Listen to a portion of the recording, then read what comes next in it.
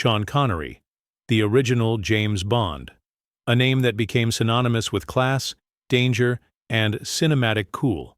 While Connery defined the role of 007 and brought international fame to the franchise, many fans still wonder why he abruptly walked away from the role that made him a household name. Why did he refuse to return, even when studios offered him record-breaking sums of money? The story is more complex than a simple contract dispute. It all began in 1962, when Dr. No premiered and catapulted Sean Connery into global stardom.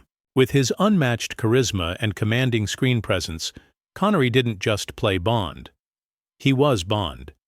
He went on to star in 5 consecutive films, including fan favorites like Goldfinger and Thunderball, solidifying his place in pop culture history. But behind the scenes, things were unraveling. Connery became increasingly disillusioned with the demands of the role. The grueling filming schedules, lack of privacy, and media frenzy started to take a toll on him. He was being swarmed by paparazzi everywhere, even in the most personal of moments, and his frustration grew. On top of that, his relationship with producer Albert "Cubby" Broccoli deteriorated over time. Connery felt he deserved more creative input and significantly better pay, considering the billions the franchise was raking in. Broccoli, however, was reportedly unwilling to meet his demands.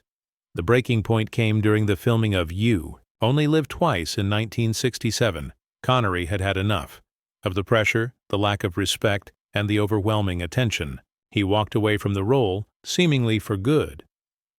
In his absence, George Lazenby was cast as Bond in On Her Majesty's Secret Service. While Lazenby's performance has been re-evaluated over time, it didn't land well with audiences then, and producers were desperate to bring Connery back. In 1971, he was offered a massive paycheck and creative freedom for Diamonds Are Forever, which he accepted, but only on the condition it would be his last Bond film under Eon Productions. He later donated most of his salary to a charitable foundation.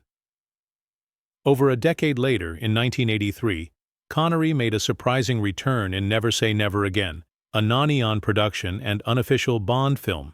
It was his final performance as 07, and he used it to reclaim a bit of creative control over the character he helped define.